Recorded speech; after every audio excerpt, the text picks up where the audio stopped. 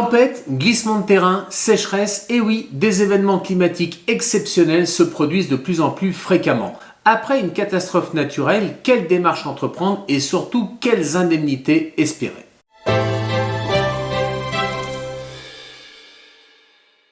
Bonjour à tous, bienvenue sur la chaîne de Top Work. Je suis ravi de vous retrouver aujourd'hui pour une nouvelle vidéo, consacrée au changement climatique et plus précisément à l'augmentation de la fréquence et de l'intensité des catastrophes naturelles en France.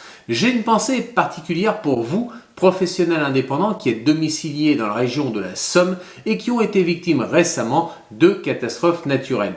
Eh bien, sachez que pour mieux protéger les victimes de ces phénomènes climatiques extrêmes, la loi du 28 décembre 2021 relative à l'indemnisation des catastrophes naturelles a renforcé le cadre d'indemnisation en favorisant une indemnisation plus rapide, mais surtout plus équitable pour les particuliers et les professionnels.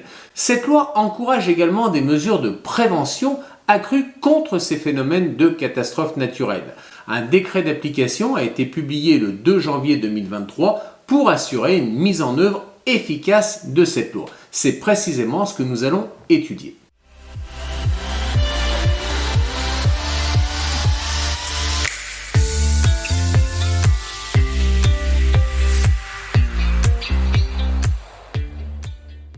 Eh bien, ce décret d'application introduit également de nouvelles dispositions concernant les conditions de prise en charge des frais de relogement d'urgence en cas de catastrophe naturelle.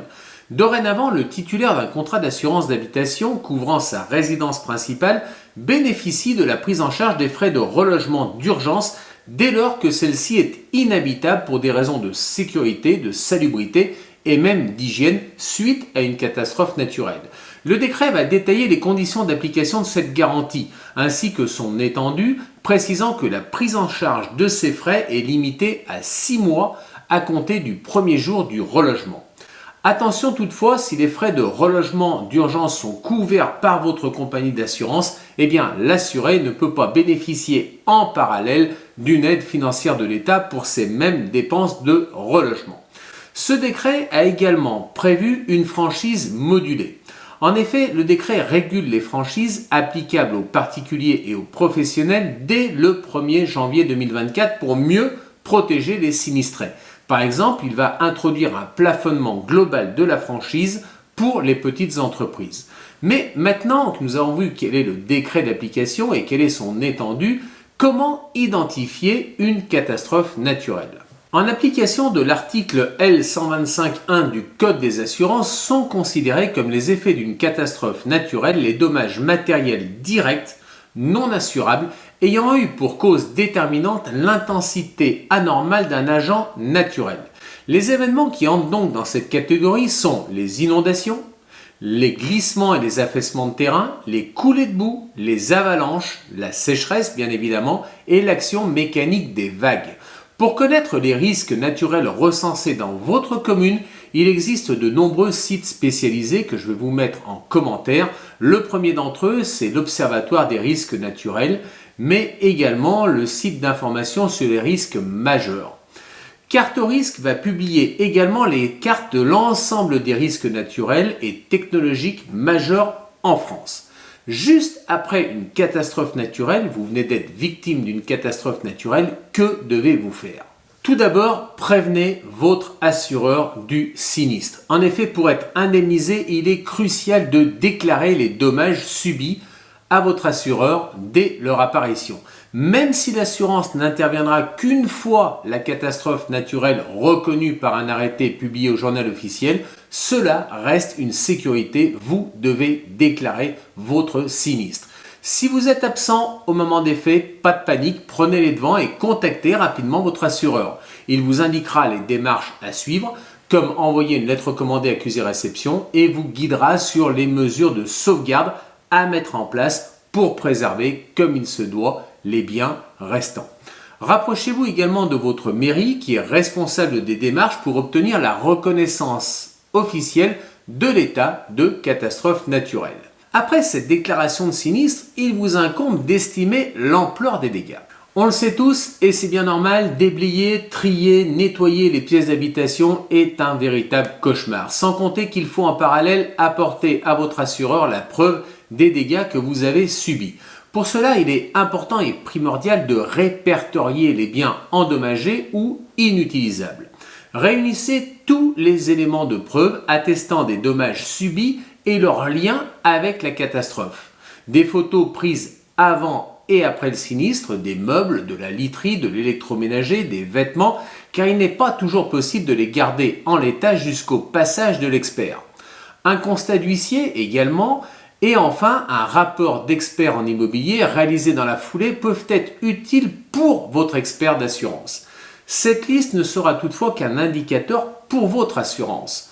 Pour qu'il puisse vous indemniser au plus juste, encore faut-il rassembler les factures d'achat ou de réparation éventuelles, les justificatifs de garantie des appareils électroménagers, des meubles et autres objets photographiés et listés. Quant aux dégâts sur les bâtiments, la montée des eaux, les fissures, inutile de vous presser, ils sont souvent les plus importants. Ils sont aussi les plus facilement identifiables par un expert immobilier, même des mois plus tard.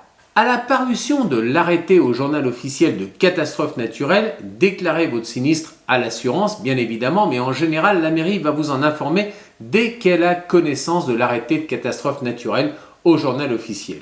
Dès la publication, vous disposez d'un délai de 30 jours au lieu de 10 auparavant pour déclarer le sinistre à votre assureur. À savoir que l'assureur dispose de 30 jours pour missionner un expert chargé de vérifier que la catastrophe naturelle est bien la cause déterminante des dégâts et chiffrer les réparations. Ce délai peut être hélas plus long car la zone de sinistre est souvent large et vaste à couvrir avec de nombreux logements à expertiser. À la remise du rapport de l'expert, que devez-vous faire? L'accepter, mais vous pouvez également le refuser.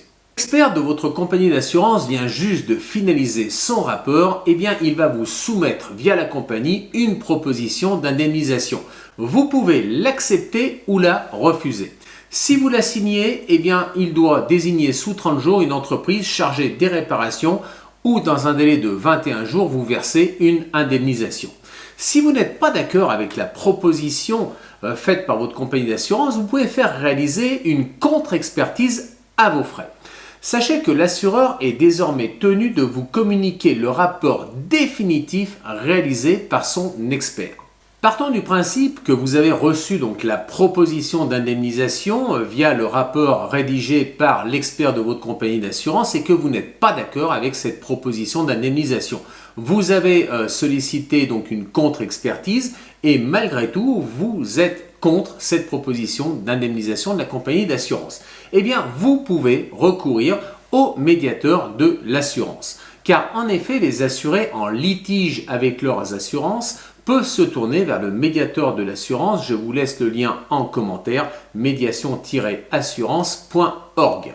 Mais dans de nombreux dossiers, le désaccord porte sur le rapport de l'expert que nous ne sommes pas en mesure d'évaluer, bien que la compagnie, je vous l'ai déjà dit, a l'obligation de vous transmettre le rapport définitif de son expert. Souvent, l'expert estime en effet que la catastrophe naturelle n'est pas la cause déterminante des dommages que vous avez subis, mais qu'elle a certainement accentué un problème qui trouvait sa véritable origine dans un défaut de construction. Autrement dit, la catastrophe naturelle n'est pas à l'origine de votre problématique, mais elle a accentué les dommages subis par votre bien. Dans ce cas, l'assurance n'est pas tenue de vous indemniser et c'est là où vous pouvez effectivement vous battre pour obtenir réparation de votre préjudice. En conclusion, j'espère que cette vidéo vous a plu, que vous en avez appris énormément sur les démarches à suivre pour vous protéger en cas de catastrophe naturelle. Rappelez-vous que vous avez droit à des frais de relogement, que les franchises sont encadrées et surtout n'oubliez pas de prendre des photos de vos biens avant le sinistre et surtout après sinistre. Demandez à avoir connaissance de l'intégralité du rapport auprès de votre compagnie d'assurance. Prenez connaissance de ce rapport d'expertise, acceptez ou non la proposition de votre compagnie d'assurance en termes d'indemnisation. Si vous n'êtes pas d'accord, saisissez le médiateur de l'assurance. En ce qui me concerne, je vous souhaite une bonne semaine. Vous pouvez commenter cette vidéo, la liker, la partager et surtout vous abonner à la chaîne si tel n'est pas encore le cas. Je vous donne rendez-vous à vendredi prochain pour une nouvelle vidéo sur la chaîne de Top Work. Ciao, bye.